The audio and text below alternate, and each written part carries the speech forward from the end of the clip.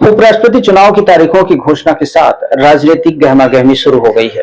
संसद के हालांकि दोनों सदनों लोकसभा और राज्यसभा की दलीय समीकरण में सत्तारूढ़ राजग के पास अपने उम्मीदवारों को जिताने के लिए पर्याप्त संख्या तो है, पर फिर भी लगता है कि इस बार ये चुनाव आसान नहीं होगा।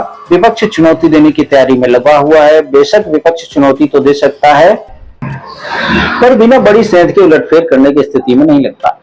राजनीतिक अनिश्चितताओं का खेल है और कुछ भी हो सकता है इसमें। हमें ये नहीं भूलना चाहिए कि उपराष्ट्रपति के चुनाव में पार्टी लाइन पर कोई व्हिप जारी नहीं होगा। सांसदों को अपनी आत्मा के अनुसार वोट करने का अधिकार होगा, इसलिए ऐसे चुनाव में क्रॉस वोटिंग का बड़ा खतरा रहता है। पहले बात करते हैं सत्ता पक्ष की, भाजपा और उसके सहयोगी दलों की।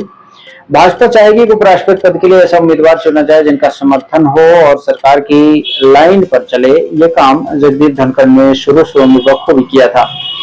ये और बात है कि उनका अंत अच्छा नहीं हुआ। उधर राष्ट्रीय स्वयंसेवक संघ चाहती है कि जो भी उम्मीदवार हो वो संघ की पसंद और समर्थन में हो, वो सरकार की लाइन पर चलने वाला नहीं होना चाहिए। एक नेता ने कहा कि पिछली बार जब धनखड़ को उपराष्ट्रपति बनाया गया था तो उस वक्त भी संघ परिवार में इसे लेकर चर्चा थी। इस बार लगभग सभी मान रहे हैं कि संघ अपनी विचारधारा को समझने वाला उम्मीदवार ही चाहता है। दक्षिण भारत की सियासी पार्टियां चाहती हैं कि जब राष्ट्रपति उत्तर से ही कम है तो उपराष्ट्रपति को दक्षिण भारत का होना जरूरी है। इससे देश में एकता आएगी। वहीं ये जानते हुए भारत का पलड़ा भारी है, फिर भी कांग्रेस और इंडिया गठबंधन एक साझा उम्मीदवार उतारने की रणनीति कर रहा है।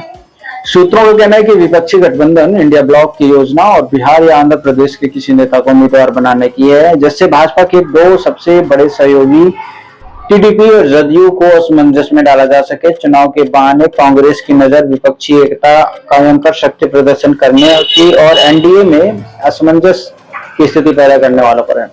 दरअसल भाजपा अपने दम पर चुनाव जीतने की स्थिति में नहीं है। उसे हर हाल में अपने सबसे बड़े सहयोगियों जदयू और टीडीपी का समर्थन चाहिए।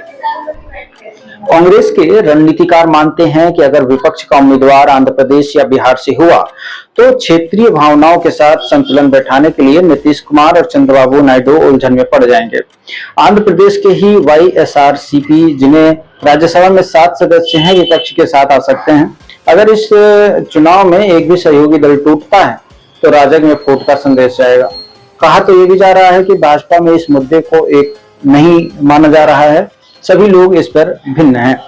संघ से जुड़े विचारधारा वाले भाजपा सांसद संघ के कहने पर अगर उम्मीदवार उन पर भाजपा हाईकमान द्वारा थोपा गया तो वह क्रॉस वोटिंग कर सकते हैं।